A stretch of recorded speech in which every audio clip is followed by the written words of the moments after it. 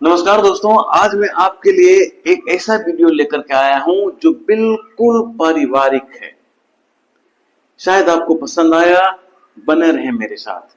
आपने मुंशी प्रेमचंद की वो कहानी तो जरूर पढ़ी होगी, बड़े घर की बेटी, जिसमें उन्होंने लिखा था कि बड़े घर की जो बेटियां होती है वो बिखरते हुए घर को, टूटते हुए घर को संभाल लेती है।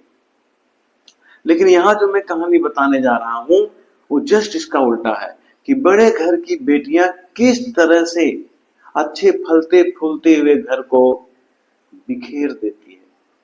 तो बने रहिए आप हमारे साथ। किसी शहर में एक व्यापारी रहता था, सुखी संपन्न था।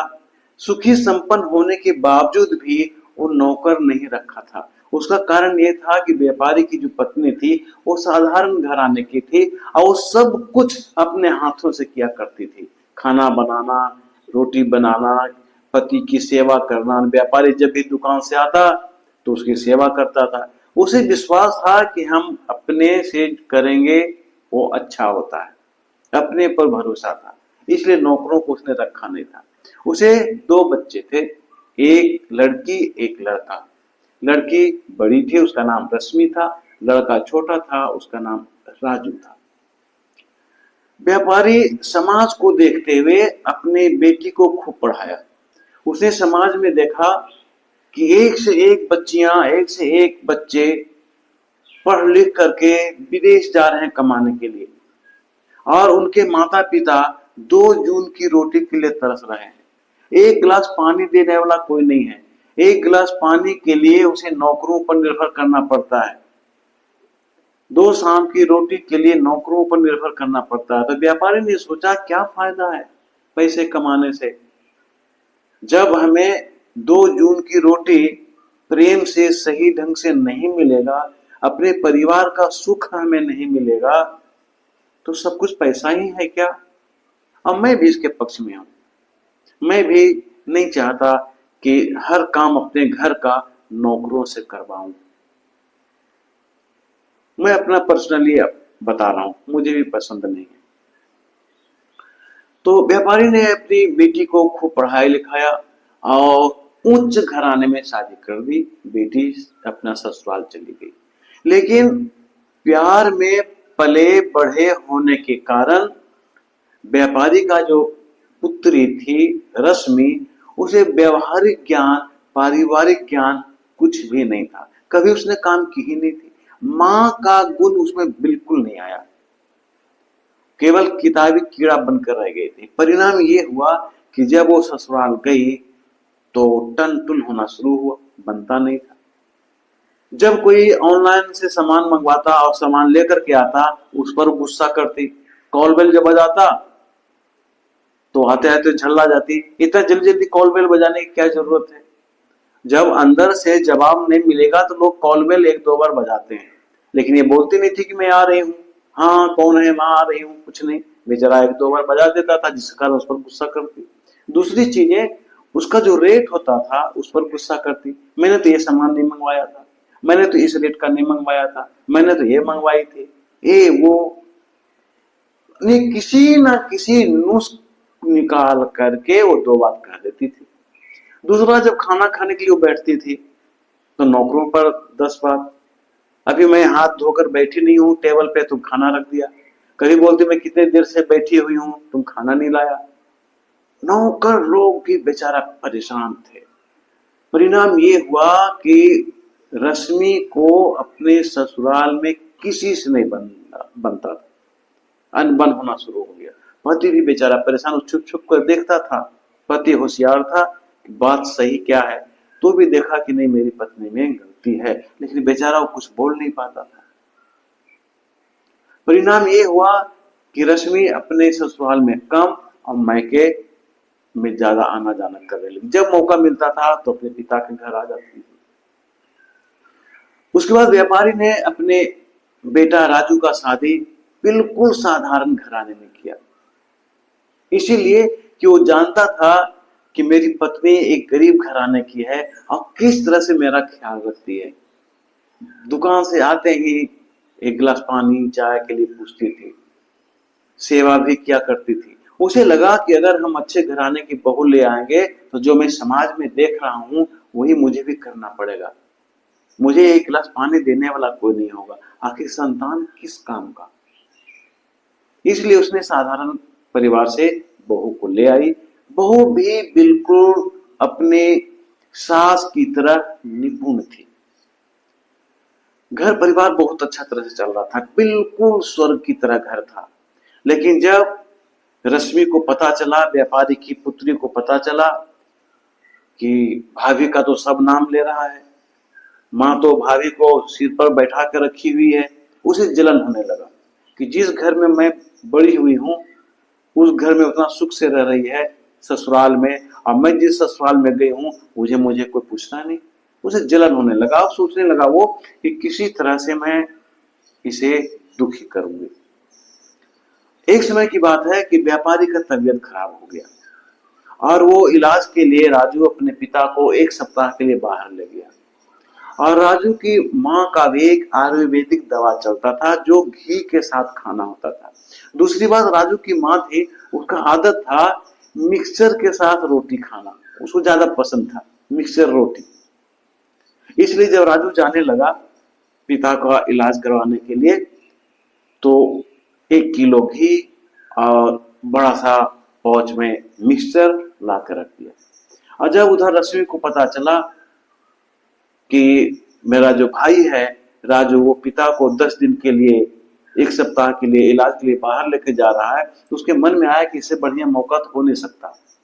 वो किसी एक बहाने करके वो अपने पिता के घर आ जाती है और 2-4 दिन तक तो बहुत अच्छी तरह से रहती है हिल मिल करके। वो 2-4 दिन में ये जान गई कि हमारे भाभी का रीति रिवाज क्या है, चाल चलन क्या है, इसे कैसे हम फंसा सकते हैं। और एक बार की बात है, उसने क्या किया कि जितना घी था मिक्सचर था सब अपने बैग में पैक कर ली, जो बैग वो ससुराल से लेकर आई थी। अब जब अगले दिन जब वो माँ को दवा देती तो घी नहीं रहता था, नाश्ता में मिक्सचर रोटी नहीं रहता था। तो माँ एक दिन पूछी बहू से कि बहू घी खत्म हो गया क्या, मिक्सचर नहीं है क्या? बहू बोली नहीं माँ जी, वो तो ला कर गए हैं बहुत सारा घी और मिक्सचर है। तपाक सा बेटी बोलती है कि कहां से रहेगा, 3 दिन तो हो गया, खत्म हो गया, थोड़ा सा बचा हुआ है। व्यापारी की जो बहू थी वो किचन में जाके देखी तो ना तो घी था ना तो मिक्सचर था। उसे लगा कि समथिंग इज रॉन्ग, दाल में कुछ काला है। दिन बीतता जा रहा था। अब दूध के साथ दवा सही ढंग से वो नहीं खा रही थी राजू की माँ, और मिक्सर के बिना वो अच्छी तरह से नाश्ता नहीं कर पा रही थी, मन नहीं लग रहा था उसे। एक बार राजू फोन किया हाल समाचार लेने के लिए, तो राजू की माँ फोन उठाई है, बोली कि बेटा घी तो खत्म हो गया, मिक्सचर भी खत्म हो गया, मैं किसे भेज कर मंगवाऊं। तो जब रश्मि बात को सुन ली कि भाई से बात हो रहा है घी के बारे में, वो मम्मी से फोन ले लेती है और कहती भैया कितना घी ला के दिया था तुम तो खत्म हो गया। राजू कहता अरे मैं 1 किलो घी लाया हूँ, एक बहुत बड़ा सा मिक्सचर लेके आया हूँ, खत्म कैसे हो जाएगा। तो रश्मि कहती है कि आप जानते नहीं हो, ये जो भाभी है रात दिन फोन में लगी रहती है, जो मैं फोन लेकर के आई हूँ उसमें लगी रहती है, उसे होश ही नहीं रहता कि मैं क्या कर रही हूँ नहीं कर रही हूँ। वो मिक्सचर खाते रहती है और मोबाइल देखते रहती है। जहां आप 1 चम्मच घी देने का वहां 3 चम्मच डाल देती है, एक हाथ में मोबाइल रहता है एक हाथ में चम्मच रहता है घी का। परिणाम यह हुआ कि 3 दिन में तो मैं देख रही हूँ कि सारा घी खत्म हो गया। अब राजू को बहुत गुस्सा लगने लगा कि माँ दवा कैसे खाएगी, दूध के साथ वो खा नहीं पा रही थी। अब तबीयत थोड़ा सा सुस्त रहने लगा राजू की माँ का। और दूसरी बात क्या हुआ, एक समय की बात है कि व्यापारी की जो बेटी थी रश्मि रोटी बना रही थी, शाम में रोटी बनाने लगी तो रोटी बनाने आता नहीं था, जल जाता था तो कड़ा हो जाता था, इधर भी जल जाता था उधर भी जल जाता था। माँ को दिया खाने के लिए तो माँ बोली क्या तू रोटी बनाई है? रश्मि बोली हाँ माँ मैं बनाई हूँ। देखो माँ कहती है कितना सुंदर बनाई है, कड़ा है, मुच-मुच करता है, सोंधा लगता है, अच्छा लगता है, एकदम पापड़ की तरह लगता है। माँ की ममता बेटी का शिकायत कैसे करेगी? संजोग से 2 दिन के बाद बहू रोटी बनाई तो बिल्कुल सॉफ्ट था। फिर माँ पूछी, आज रोटी किसने बनाया? रश्मि को मौका मिल गया और कहती है, और कौन बनाएगी, जिसे काम करने का तरीका नहीं, सारा रोटी कच्चा है, देखो ना कितना मुलायम है, हाथ पर लो तो लगता है जैसे नीचे गिर जाएगा। माँ को तो रोटी बहुत अच्छी लगी, पसंद थी, लेकिन वो बेटी के पक्ष में ना बोल करके बहू के पक्ष में कैसे बोलती। दूसरी बात है, वो अपने माँ को कान भरना भी शुरू कर दी थी, इसलिए माँ कुछ जवाब नहीं दी कि रोटी सही है या गलत। फौरन जब राजू वहां से लौटा तो देखा सही में घी नहीं है, ना तो मिक्सचर, कुछ भी नहीं है। पत्नी पर बरस, मैंने तो तुमको कह कर गया था कि मम्मी का ध्यान देना। बहू बोलने लगी कि मैं क्या करती, मैंने तो कुछ 2 दिन तक देखा घी ठीक ही था, फिर देख रहे हैं कि डब्बा खाली हो गया, मैं कैसे कह सकती हूँ। राजू कहा, तो तुम खाई होगी, और कौन खा जाएगा। राजू की पत्नी बोली कि मैं इतनी बेवकूफ नहीं हूं कि माँ के दवा के लिए आपने घी लाया है, अब मिक्सचर उनके नाश्ता के लिए लाया, मैं खा जाऊंगी। लेकिन बात बढ़ गई, राजू अपनी पत्नी पे हाथ उठा देता है और उसे मैके भेज देता है, मैके चली जाती है। अब इधर रश्मि का कलेजा बहुत, छाती बहुत चौड़ा हो गया, वही तो चाहती थी, अपना घर तो बर्बाद कर ही दी थी, किसी से बनता नहीं था, अब पिता का घर को भी बर्बाद कर रही है। अब जब राजू आया तो कान भरना शुरू कर दिया कि भैया मैंने देखा है, मोबाइल से बात करती है और माँ के घी को खुद अपने भी खाती है, मिक्सचर तो हमेशा सुबह शाम खाते रहती है, कितना दिन चलेगा। हालांकि राजू को ऐसा लग नहीं रहा था, क्योंकि वो कभी उसने ऐसा देखा नहीं था। फिर भी गुस्सा में तो पत्नी पर हाथ उठा दिया और मैके भेज दिया। एक बार उसे जब रहा नहीं गया तो रश्मि ने एक फोटो खींचकर भेजा था राजू को कि देखो मिक्सचर है, घी है, लेकिन भाभी देती नहीं है। तो वो फोटो रखे हुए था राजू, उसने माँ को कहा कि माँ, दीदी तो बोल रही थी कि घी नहीं है, मिक्सचर नहीं है, लेकिन हमको फोटो भेजी है कि देखिए घी भी है और मिक्सचर भी है। तो एक तरफ बोलती है कि घी नहीं है, मिक्सचर भी नहीं है, और एक तरफ फोटो हमको भेजती है। वो कह रही थी कि वो माँ को देती नहीं है, सब कुछ है, तो आखिर मामला क्या है। माँ कुछ नहीं बोल पा रही थी, उसे तो बेटी का पक्ष लेना था। फोन पर एक बार पत्नी से राजू का बात हुआ तो उसने फोटो भेजा कि देखो ये क्या चीज का फोटो है, घी है, और तुम बोल रही थी घी है नहीं, तो तुम देती क्यों नहीं थी माँ को। राजू की पत्नी बहुत ध्यान से उस फोटो को देखी, जूम करके देखी, वो समझ गई, और वहीं से अपने ससुराल से अपने पति को बोलती है कि आपको लग रहा है कि ये मिक्सचर है और घी है, मैं तो यहाँ हूँ, मैं यहीं से आपको बताता हूँ, जैसे जैसे आप करो आपको पता चल जाएगा कि वो घी है या मिक्सचर है। राजू की पत्नी ने बोला कि आप किचन जाओ और फोटोग्राफ लो मोबाइल से।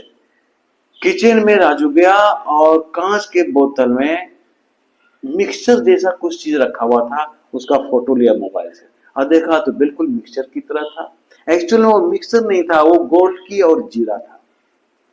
दूसरा, फिर राजू की पत्नी बोली कि बगल में जो रखा हुआ है शीशा का, कांच का जो जार है, आप उसका फोटो लो। उसका राजू फोटो लिया तो बिल्कुल लगा घी की तरह। अब राजू की पत्नी बोल रही है कि आपको क्या लग रहा है देखने से। राजू बोला थी तो मिक्सर लग रहा है या घी लग रहा है, लेकिन आपने फोटो क्या चीज का लिया। राजू ने कहा मैंने तो गोल्ड की जीरा का फोटो लिया और चीनी का फोटो लिया, जो बिल्कुल दिख रहा है घी की तरह। राजू की पत्नी बोली कि मैं गरीब घराने से जरूर हूं, लेकिन पिता ने मुझे इतना शौक पूरा किया और इतना हमको संस्कार दिया है कि माँ का तबीयत खराब है और उनके दवा का चीज मैं खा जाऊं, मैं वैसा नहीं करती। अगर आपको विश्वास है तो विश्वास करें, नहीं तो फिर आपकी मर्जी।